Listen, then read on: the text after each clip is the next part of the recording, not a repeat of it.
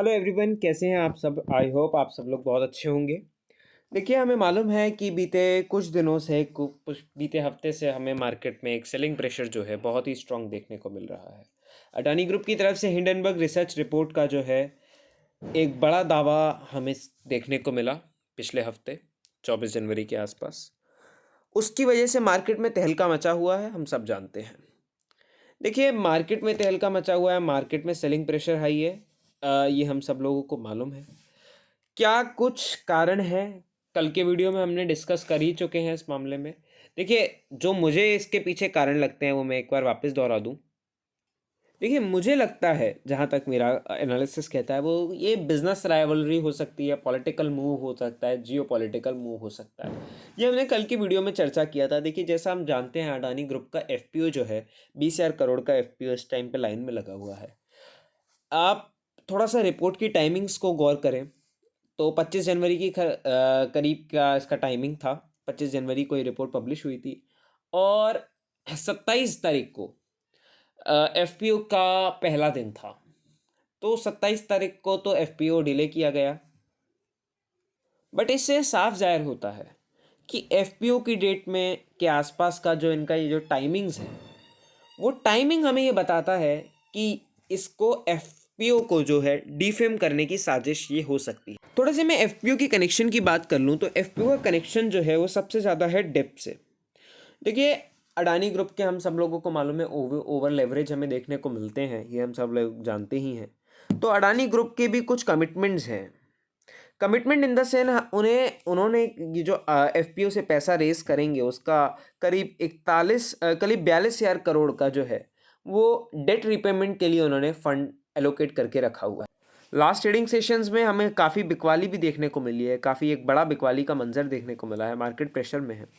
देखिए, बात करें कि देखिए खास और ये हो जाता है इस लिहाज से कि आने वाला जो टाइम है, यानी कि 1 फरवरी के ऊपर मैं आपका ध्यान केंद्रित करना चाहूँगा। वो बजट है, बजट आना है।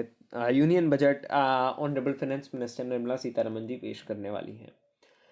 तो प्री बजट वीक चल रहा है। तो देखिए, आज कुछ नया नहीं हुआ है, इस साल कुछ नया नहीं हुआ है। इस साल बस एक कारण मिला है। नॉर्मली ही मार्केट थोड़ा सा करेक्शन मूड में होती हैं इस टाइम पे। देखिए, लास्ट टाइम की भी अगर मैं बात करूं तो लास्ट 2 साल से जो डेटास बताते हैं वो इंडिया का वोलेटिलिटी इंडेक्स 25 से 23, यानी कि 2021 में मेरे ख्याल से 22 का वोलेटिलिटी इंडेक्स था और 2022 में 25 का वोलेटिलिटी इंडेक्स था बजट से प्री बजट वीक में। अगर आप नहीं जानते इंडिया वेक्स यानी कि वॉलेटिलिटी इंडेक्स क्या है, तो मैं आपको बता दूं कि वॉलेटिलिटी इंडेक्स निफ्टी का इंडेक्स है जो वॉलेटिलिटी को दर्शाता है। वॉलेटिलिटी इन द सेंस कि मार्केट में जो सेलर्स हैं वो कितने हावी हुए पड़े हैं। देखिए, अगर सेलर्स हावी हो जाते हैं, यानी कि सेलिंग प्रेशर ज़्यादा हो पड़ जाता है मार्केट पे, तो वॉलेटिलिटी इंडेक्स बूम करने लग जाता है। ये आज का करंट डेटा है, यानी कि 30 जनवरी 2023 का इंडिया का वॉलेटिलिटी इंडेक्स है जो 2.25% से बड़ा है। इसका मैं प्रूव आपको कर दूं लास्ट ट्रेडिंग सेशन से। हमें मालूम है लास्ट ट्रेडिंग सेशन में मार्केट करीब 850 पॉइंट से, सेंसेक्स 850 पॉइंट से धड़ाम हो गया था। इसका मतलब है कि मार्केट में सेलिंग प्रेशर था, मार्केट बहुत ज़्यादा टूट रही थी। तो ये जो निफ्टी है, वॉलेटिलिटी इंडेक्स है, वो 18.18% बढ़ गया था, यानी कि सेलर्स हावी होते गए थे। देखिए, कल के यानी कि लास्ट फ्राइडे का, यानी कि लास्ट ट्रेडिंग सेशन से अगर कंपेयर करें तो नो डाउट आज का जो वॉलेटिलिटी यानी कि सेलिंग प्रेशर में कमी देखने को मिली है। उसका कारण है कि अडानी ग्रुप की तरफ से जो थोड़ा सा पार्टिसिपेशन हमें मार्केट में देखने को मिला। देखिए, पार्टिसिपेशन अडानी ग्रुप ने पार्टिसिपेट किया सुबह मार्केट में, जो मेरा एनालिसिस कहता है, खासकर अडानी एंटरप्राइजेस में। देखिए, अडानी एंटरप्राइजेस का मैं डेटा बता दूं, 2875 पे शेयर प्राइस मूव कर रहा था जब 9:15 पे मार्केट खुली और सडनली 9:35 पे ये 3037 के प्राइस पे पहुंच गया था, यानी कि 10% का अपर सर्किट शेयर ने हिट कर दिया था। यानी कि इसका मतलब है, जाहिर सी बात है कि मार्केट में जो थोड़ा सा एक तो सेंटीमेंट्स पॉजिटिव हुए, जो कि हम चाहते थे, लास्ट वीडियो में हमने बात की थी। और हमें हमें देखने को मिला थोड़ा सा ग्रुप का भी पार्टिसिपेशन हमें देखने को मिला था। बट वो जो तेज़ी है वो सस्टेन नहीं कर पाया मार्केट, उसमें हमें देखने को मिला गिरावट सी होने लगी वापस। हालांकि वापस मार्केट ने रिकवरी दी और मार्केट थोड़ा सा अच्छे मूव पे, अच्छे लेवल्स पे बंद हुआ। बट वो सुबह वाली जो हमें तेज़ी देखने को मिली थी, अडानी के 3-4 स्टॉक्स में हमें तेज़ी देखने को मिली थी। एसीसी ले लो, अंबुजा सीमेंट ले लो, इन सब में हमें तेज़ी देखने को मिली थी। अडानी पोर्ट्स कह लो, इन सब में हमें तेज़ी देखने को मिली थी, पर वो सस्टेन नहीं कर पाया अनफॉर्चुनेटली किसी भी कारणवश। देखिए, बाज़ार में तेज़ी अभी भी थी, आज भी कई शेयर्स में, यानी कि बजाज फाइनेंस जैसा शेयर है, 4.55% बढ़ा है। अगर आपको याद हो तो कल की वीडियो में मैंने इस बात का ज़िक्र किया था कि देखिए, बाज़ार में अप्स एंड डाउन्स बाज़ार का नेचर है, चलता रहता है। अगर कभी हमें ऐसा बाज़ार नीचे की तरफ देखने को मिले या किसी भी सेंटिमेंट्स की तरफ देखने को मिले, तो हमें घबराने का नहीं है। हमें उसको ऊपर एक वाइज़ली डिसीज़न लेना है। देखिए, फाइनेंशियल एजुकेशन कहती है कि आप अपॉर्च्युनिटीज़ को ग्रैब करना सीखें। अगर आप अपॉर्च्युनिटीज़ को ग्रैब नहीं कर पा रहे हैं, तो वो आपकी जो फाइनेंशियल लिटरेसी है, वो थोड़ी-सी कहीं न कहीं क्रिटिसाइज़ हो रही है। देखिए, इस टाइम पे अपॉर्च्युनिटी है। अच्छे-अच्छे शेयर करेक्टेड प्राइस में हमें मिल रहे थे कल के ट्रेडिंग सेशन में। तो हमने अगर उस अपॉर्च्युनिटी को ग्रैब किया होता, तो हम एक ही दिन में, देखिए, एक ही दिन में एक बहुत ही अच्छा ब्लू चिप स्टॉक ने ही 4.55% की तेज़ी दी है। देखिए, बैंक्स में हम 1-1 साल अपना पैसा झोंक के रखते हैं, फिर भी हमें तेज़ी नहीं देखने को मिलती है, और ये हमें ब्लू चिप, जिसमें बहुत यानी कि ना के बराबर चांसेस होते हैं नीचे आने के, उसमें हमें 4.55% की तेज़ी देखने को मिली है। तो मार्केट थोड़ा-सा आज बुलिश ग्रिप में हमें देखने को मिला है, हालाँकि ज़्यादा नहीं कहेंगे, अडानी के पार्टिसिपेशन से हमें देखने को मिला है।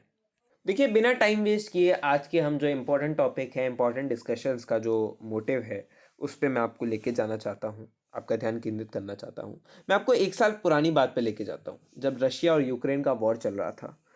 हम सब लोगों को मालूम है, तब भी यही जनवरी-फरवरी का टाइम था, मार्केट क्रैश की हुई थी। अपॉर्च्युनिटी तब भी थी, आज भी आ रही है अपॉर्च्युनिटी, मार्केट ओवरऑल ऊपर ही जाएगा, ये मैं बार-बार अपने वीडियोज़ में समझाने की कोशिश करता हूँ आप सब लोगों को। तो उस टाइम भी क्रैश हुआ था मार्केट, यूक्रेन रशिया वॉर के चलते, जब प्रेसिडेंट पुतिन ने वॉर डिक्लेयर किया था। तो एक बहुत ही बड़ा हमें वॉलेटिलिटी भी बढ़ी मार्केट की, एक सेलिंग प्रेशर बढ़ा बढ़ा। तो मैं तभी के ऊपर आपका ध्यान केंद्रित करूंगा। तब यूक्रेन के सपोर्ट में यूएसए और नाटो के कई यूरोपियन देश चले गए थे। देखिए, यूक्रेन का सपोर्ट तो ठीक है, जो मिला सो मिला। यूक्रेन को सपोर्ट मिला है नाटो का, और अभी भी मैं नहीं कहूँगा कि यूक्रेन को सपोर्ट नहीं है नाटो का। और नाटो के साथ साथ ही अमेरिका का भी एक भारी सपोर्ट देखने को मिलता है। तो वॉर के टाइम पे अमेरिका, कई यूरोपियन देश यूक्रेन को सपोर्ट कर रहे थे, पर हमारी जो रशिया के साथ, रूस के साथ जो दोस्ती है, आदरणीय प्रधानमंत्री जी की भी जो दोस्ती है, पुतिन के साथ, खासकर प्राइम मिनिस्टर पुतिन के साथ जो है, वो बहुत ही, हमारा इंडिया और रशिया का बहुत ही अच्छा कॉरपोरेशन हमें देखने को मिलता है। देखिए, वॉर के टाइम में भी इंडिया ने किसी की साइड नहीं ली थी, किसी का तरफ नहीं लिया था, तरफदारी नहीं की थी। But behind the doors, behind the curtains, हम सब लोगों को इस बात का अंदेशा था कि इंडिया, सामने से कह लो, फ्रंट लाइन से कह लो, बट बैक लाइन से कह लो, रशिया के साथ ही है। और इसी का हमें एक जीता जागता एग्जाम्पल देखने को मिला इस रिपोर्ट से। देखिए, ये रिपोर्ट क्या कहती है? ये रिपोर्ट कहती है कि इंडिया ने 35,000 करोड़ रुपए बचाए हैं रशिया का क्रूड ऑयल लेके, इंपोर्ट करके। यानी कि रशिया के साथ जबकि सारी दुनिया के जो रिलेशंस हैं वो अच्छे नहीं चल रहे थे, तो हमने रशिया के साथ अपना हाथ बढ़ाया, और रशिया के साथ हमने रिलेशंस को बिल्ड किया, उनसे जो क्रूड ऑयल है उसकी इंपोर्टिंग की, और बहुत ही डिस्काउंटेड प्राइस में हमें मिला है क्रूड ऑयल। तो ये एक अच्छी बॉन्डिंग, इंडिया और रशिया की बॉन्डिंग को दर्शाता है। देखिए, ये आज की बात नहीं है, इंडिया रशिया की बॉन्डिंग बहुत पुरानी है। तो जब इंडिया रशिया की बॉन्डिंग हुई थी, तो ना केवल इंडिया ही ऐसा कंट्री नहीं था जिसने क्रूड ऑयल रशिया से लिया था। देखिए, 2 और कंट्रीज शामिल थे इस बात में, जिनका नाम जान के आपको हैरानी होगी। देखिए, वो पहला कंट्री था श्रीलंका, जिसने रशिया के साथ इस डील को अंजाम दिया था, और दूसरा कंट्री था पाकिस्तान। पाकिस्तान भी हमारे साथ एक ऐसा कंट्री था जिसने रशिया का जो ऑयल है, यानी कि क्रूड ऑयल है, वो लेने में अपनी जो हिस्सेदारी थी वो दिखाई थी। अब इनके अंजाम हम देखते हैं, इनका रिजल्ट क्या हुआ इसके बाद। इसके थोड़े टाइम बाद ही पाकिस्तान में इकोनॉमिक क्राइसिस आने लगे।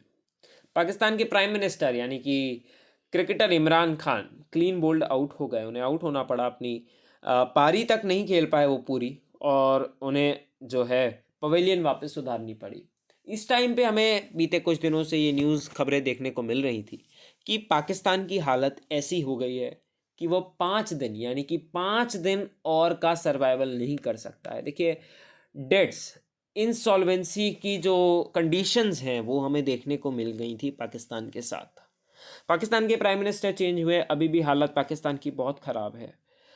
तो हो ना हो, इसके पीछे हाथ है कोई जियोपॉलिटिकल रीजंस का।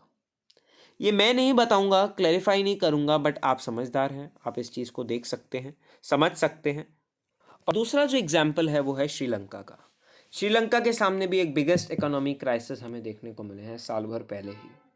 बहुत ही बुरा हाल है श्रीलंका पाकिस्तान की इकोनॉमी का। दोनों देशों को जड़ से ख़त्म करने की साजिश जो है, जियोपॉलिटिकल साजिश है, वो चली, बहुत कुछ चला।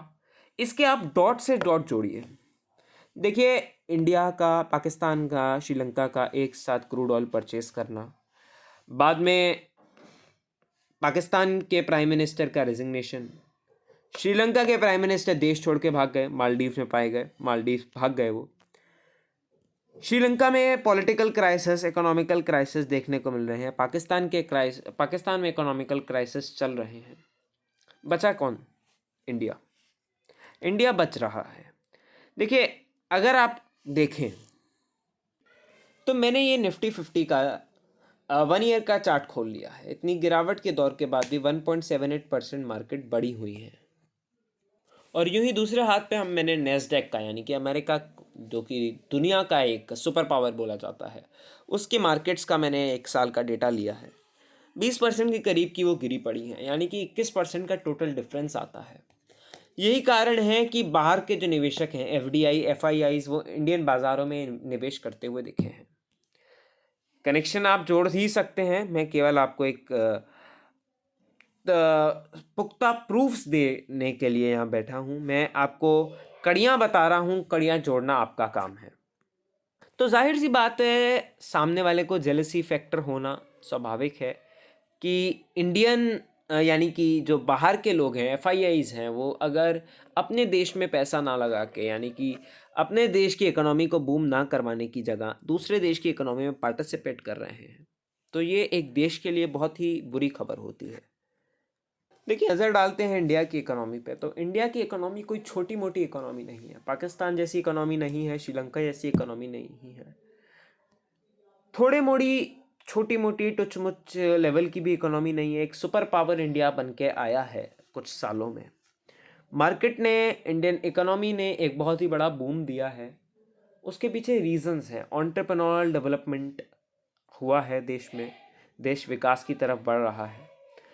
तो उसी के लिए, उसी को देखते हुए ये जियोपॉलिटिकल स्टंट रचा गया है। देखिए, इंडिया की इकोनॉमी पे डायरेक्ट इम्पैक्ट डालना तो इम्पॉसिबल है। जैसा पाकिस्तान पे, श्रीलंका के ऊपर डायरेक्ट इम्पैक्ट पड़ा है, उस तरीके से नहीं मारा जा सकता है। तो एक नीतिगत तरीके से, एक बहुत ही प्लान्ड तरीके से उस चीज़ को काउंटर किया गया कि इंडिया की इकोनॉमी के पीछे हाथ किसका है। सबसे बड़ा हाथ है इंडिया की इकोनॉमी के पीछे अडानी जी का, अडानी ग्रुप का। ठीक है, अडानी ग्रुप का जो हाथ है, साथ में गवर्नमेंट का भी अच्छा सपोर्ट है, ये हम जानते ही हैं। थोड़ी कमियां भी हैं, हम मानते हैं इस बात को, पर इन्वेस्टर्स के सामने है जो है। तो इन्वेस्टर्स फेथ भी जता रहे हैं उनमें।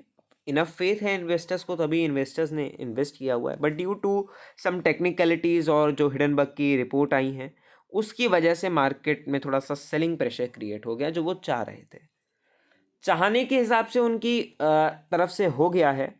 बट देखिए, अगर अडानी ग्रुप को कुछ होता है, यानी कि एफपीओ सब्सक्राइब नहीं होता, कुछ भी इस तरीके की मिसहैपनिंग होती है, तो पूरी इकोनॉमी पे असर डलेगा। देखिए, अडानी ग्रुप, टेक्निकली सिर्फ अडानी ग्रुप नहीं गिरेगा। टेक्निकली हमें अडानी ग्रुप गिरता हुआ देखने को मिलेगा, रिलायंस ग्रुप गिरता हुआ देखने को मिलेगा, टाटा ग्रुप देखने को मिलेगा। देखिए, इन्होंने जो स्ट्रैटेजी अपनाई वो ये कि ऐसे ग्रुप को टारगेट करो जो बैकबोन ऑफ द इकोनॉमी हो, जिसके ऊपर हम अगर रिपोर्ट बनाए तो पब्लिक को भी फेथ हो। क्योंकि देखिए, टाटा के ऊपर अगर ये इस तरीके की रिसर्च बनाते, आप खुद सोचिए, आप फेथ करते? आप कहते व्हाट आ बुलशिट यार, मैं क्यों इस पे फेथ करूँ? टाटा ग्रुप के ऊपर हमें पूरा विश्वास है, पर हमारे फेथ के साथ हमें जो पता था उसके साथ यहाँ पे खेला गया है। यानी कि हमारा फेथ था, बिलीफ था, उसको टारगेट करते हुए हमारी इकोनॉमी को एक डाउन साइड मोमेंटम की तरफ लेके आने की एक सोची समझी साजिश ये देखने को मिलती है। इसके प्रूफ्स है एफपीओ का टाइम और इस रिपोर्ट का टाइम बिल्कुल बराबर मैच कर रहा है, जिसकी वजह से एफपीओ भी पूरी तरीके से सब्सक्राइब नहीं हो पा रहा है। अडानी ग्रुप का एक फेथ है इन्वेस्टर्स के लिए, तो अभी उन्होंने एक कल स्टेटमेंट दिया, कल की वीडियो में हमने बात की है इस बारे में कि हम लोग एफपीओ के ना टाइमिंग्स में कोई चेंज करने वाले हैं, ना डेट में कोई चेंज करने वाले हैं, तो ज़रूर कोई ना कोई फेथ होगा। मार्केट काफ़ी क्लैश किए हैं, हमने देखने को मिला, सब कुछ बुरी तरीके से चल रहा था और जिस तरीके से इन्होंने प्लान किया उसी तरीके से मार्केट ने थोड़ा गैप लिया है। बजट का टाइम है, एक अपॉर्चुनिटी को इन्होंने ग्रैब करने की कोशिश की है हिडनबर्ग ग्रुप ने। तो देखिए जियोपॉलिटिकल साजिश हो सकती हैं कहीं। देखिए अडानी जी जो हैं कुछ टाइम पहले वर्ल्ड के थर्ड वेल्दीएस्ट पर्सनस में आते थे, वो अब थर्ड वेल्दीएस्ट पर्सन में ना कि सेवन्थ वेल्दीएस्ट पर्सन में आ गए हैं। देखिए अडानी ग्रुप की कई कंपनीज फंडामेंटली स्ट्रांग है, Adani Wilmer, Adani ports, last video में बात की थी हमने। देखिए नीचे आएगा तो हम उसमें इन्वेस्टमेंट ज़रूर करने का हम अपना मोटिव रख सकते हैं और मार्केट के करेक्शन को एक अपॉर्चुनिटी ग्रैब करते हुए हम उसमें ज़रूर एंट्री भी ले सकते हैं to earn a handsome amount of profits. ये जो मैंने बात की हैं इस पर थोड़ा सा विचार विमर्श कीजिएगा। अगर आपको अच्छी लगे ये बात, थोड़ी सी सेंसफुल रहेंगे, रिलायबल लगे, इस बात में कुछ भी थोड़ा सा सेंस लगे आपको और कुछ भी कनेक्शन जो कि मैंने डॉटेड लाइंस आपको दी हैं, थोड़ा सा कनेक्शन आप बिल्ड कर पाएँ तो आप उस चीज़ को एनालाइज कर पाएंगे कि किस हद तक ये साजिश रची जा रही है। अब इसके आउटकम्स क्या होने चाहिए वो उसके ऊपर एक थोड़ी सी बात करते हैं, ज़्यादा टाइम नहीं लूँगा। आउटकम्स में इस टाइम पे देखिए गवर्नमेंट ऑफ इंडिया यानी कि जो बजट आ रहा है उसमें हम उम्मीद कर रहे हैं कि एक बजट बहुत ही अच्छा बजट आए, जिससे कि मार्केट को एक अपसाइड मूवमेंट लेने की तरफ एक कारण मिले मार्केट को, जिसकी वजह से मार्केट थोड़ा सा बुलिश रन की तरफ जाए। दूसरा, हम उम्मीद कर रहे हैं कि गवर्नमेंट हमारे देश का जो यंग इन्वेस्टर है और जो नॉर्मल इन्वेस्टर्स हैं, रिटेल इन्वेस्टर्स हैं, वो सब लोग साथ में सपोर्ट करें इस चीज़ को, अडानी ग्रुप को सपोर्ट करें, थोड़ा सा फेथ रखें। इन्वेस्टमेंट जब आपने किया था फंडामेंटल्स को ज़रूर ध्यान में रखा होगा। अपनी स्टेक से पहले आप ये सोचिए अडानी ग्रुप के सभी शेयर्स में ऑन एन एवरेज 65% के ऊपर प्रमोटर्स होल्डिंग है। तो अगर डूबने का प्रॉब्लम आएगा तो सबसे पहले अडानी ग्रुप पे आएगा। जो सब तरह तरह की जो मिसलीडिंग थ्योरीज बन रही हैं उसमें थोड़ा सा फोकस ना करें, बल्कि अपनी डिटेल रिसर्च पे, नॉलेज पे और क्या कुछ चल रहा है मार्केट में, इस सब के ऊपर अपना ध्यान केंद्रित करें। इसी के साथ आज के सेशन में बस मैं इतना ही कहना चाहूँगा, आप ना इन्वेस्टमेंट डिसीजन वाइजली रहें। ये टाइम करेक्शन का फेज़ है, मैं बार बार कह रहा हूँ। इस टाइम में एक बाइंग अपॉर्चुनिटी बन रही है। मैं नहीं कहूँगा कि अगर आप कॉशियस इन्वेस्टर हैं तो अडानी ग्रुप में पोजीशंस लें, बट अगर आप थोड़ा सा रिस्क लेना चाहते हैं तो अडानी ग्रुप में आप पोजीशन ले सकते हैं। लास्ट टाइम भी इसी बात के साथ मैंने एंड किया था। देखिए ये सिर्फ जो बातें हैं वो पॉलिटिकल बातें हैं, जियोपॉलिटिकल बातें हैं।